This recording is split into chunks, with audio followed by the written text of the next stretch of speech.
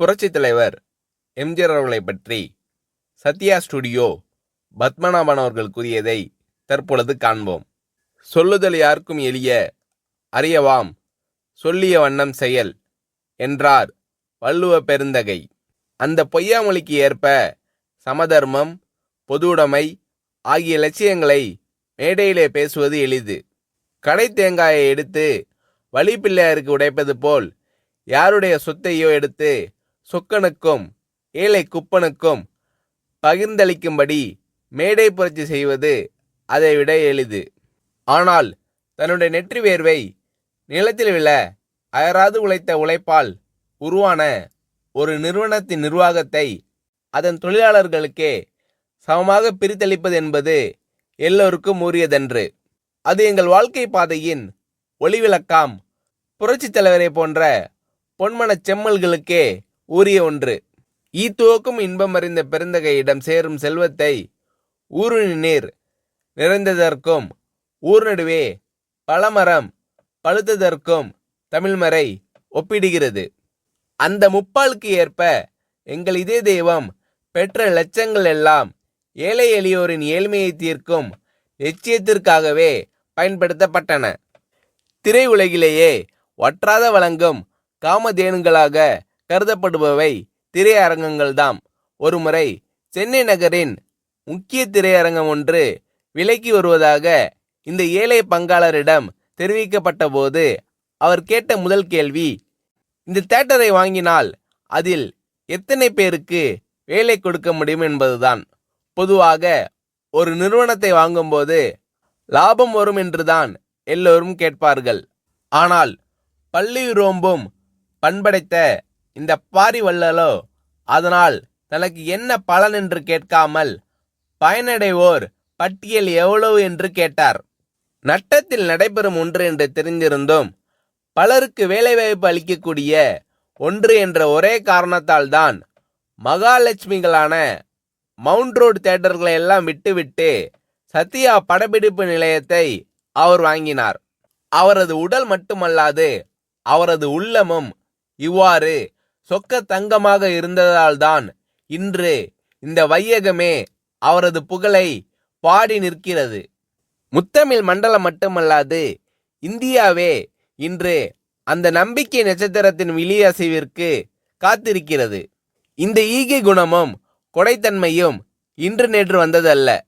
சிலருக்கு தேர்தல் தேதி அறிவிக்கப்பட்டவுடனே நினைவுக்கு வருகின்ற கண் சிகிச்சை முகாம் போன்ற கண்கட்டி வித்தை அல்ல அது. இரத்தத்தின் இரத்தமான என் உடன்பிறப்பே என்று அவர் அழைப்பது அவரது உதட்டில் இருந்து வரும் சொல்லல்ல, அது அந்த வள்ளலின் இதயத்திலிருந்து வரும் இதய கீதம். ஒருமுறை விலை மதிக்க முடியாததும் எளிதில் கிடைக்க இயலாததுமான கேமரா ஒன்றை தொழிலாளி ஒருவர் கைத்தவறி கீழே போட்டு பழுதாக்கிவிட்டார். செய்வதறியாது திகைத்து போன நாங்கள் என்ன சொல்வாரோ என்ற அச்சத்துடன் ஒப்பனை அறையில் இருந்த புரட்சித் தலைவரிடம் தயங்கி விவரத்தை சொன்னோம். ஆனால் அந்த தனிப்பிறவியோ பல லட்சம் விலை மதிப்புடைய கேமரா பழுதடைந்து விட்டதே என்று பதறவில்லை, உடைத்தவர் மீது சீரவில்லை. அதற்கு மாறாக அந்த தொழிலாளியை அழைத்து உனக்கு அடி எதுவும் படவில்லையே என்று தாயன்போடு விசாரித்தார். பயப்படாதே, ரிப்பேர் செய்து கொள்ளலாம் என்று சிரித்த முகத்தோடு தட்டி கொடுத்து அனுப்பினார்.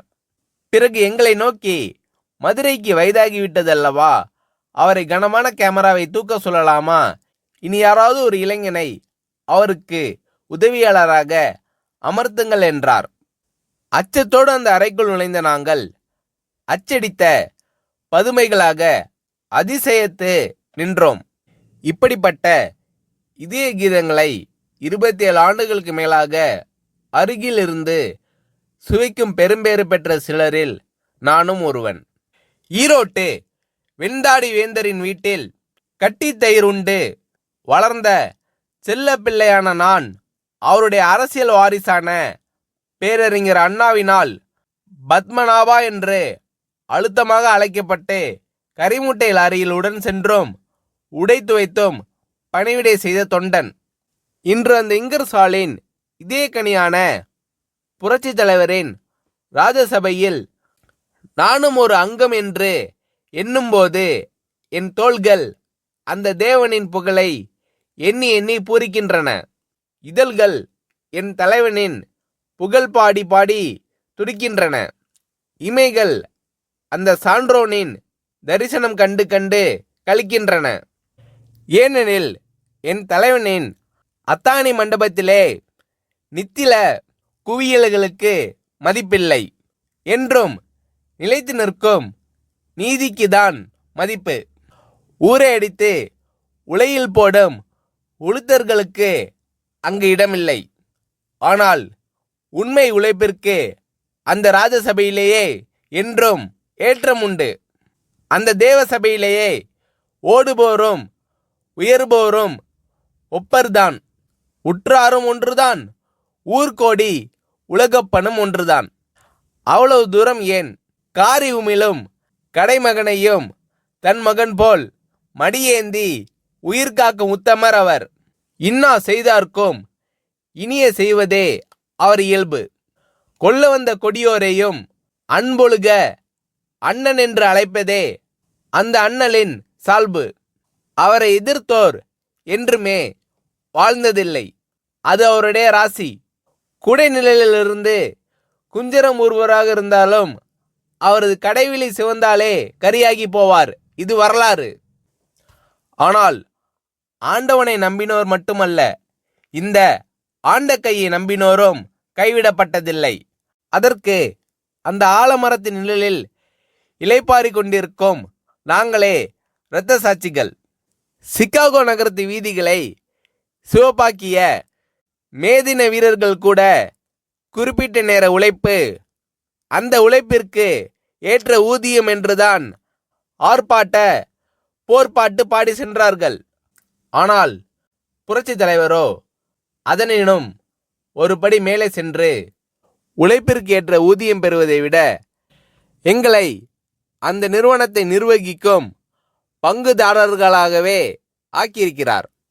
இன்று சத்யா ஸ்டுடியோவை நிர்வகிக்கும் ஒர்க்கர் கம்பைன்ஸில் நாங்கள் எல்லாம் ஊழியர்கள் அல்ல, பங்குதாரர்கள்.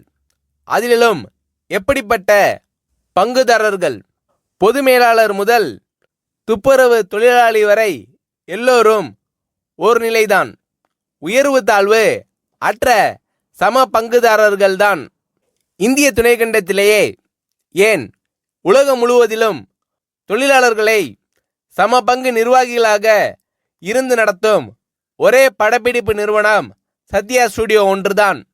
காரணம், அது ஒரு சாதாரண மனிதருக்கு சொந்தமானதில்லை. அது ஒரு சரித்திர நாயகனுக்கு, புதியன செய்யும் புரட்சி தலைவனுக்கு சொந்தமானது. பகுத்துண்டு பல்லுயிர் ஓம்புவதை நூலோர் தொகுத்தோற்றுள் எல்லாம் தலை என்று கூறும் குரல் நெறி தெரிந்த ஒரு குமணனுடையது. அந்த குமணனுடைய காலடியில் நாங்கள் நிற்பதில் அந்த வள்ளலின் சுடரொளி எங்கள் வாழ்க்கையின் வழிகாட்டி ஆகிறது. நாங்களும் எங்கள் குடும்பத்தினரும் உண்ணும் போதும் உறங்கும் போதும் அந்த ஏந்தலை எங்கள் வாழ்க்கை பாதையின் ஒளிவிளக்காம் புரட்சி தலைவர் நீடூழி வாழ்க என்று நித்தம் நித்தம் வாழ்த்தி வணங்கி கொண்டிருக்கிறோம் என்று புரட்சி தலைவர் எம்ஜிஆர் அவர்களை பற்றி சத்யா ஸ்டுடியோ பத்மநாபன் அவர்கள் கூறுகிறார்.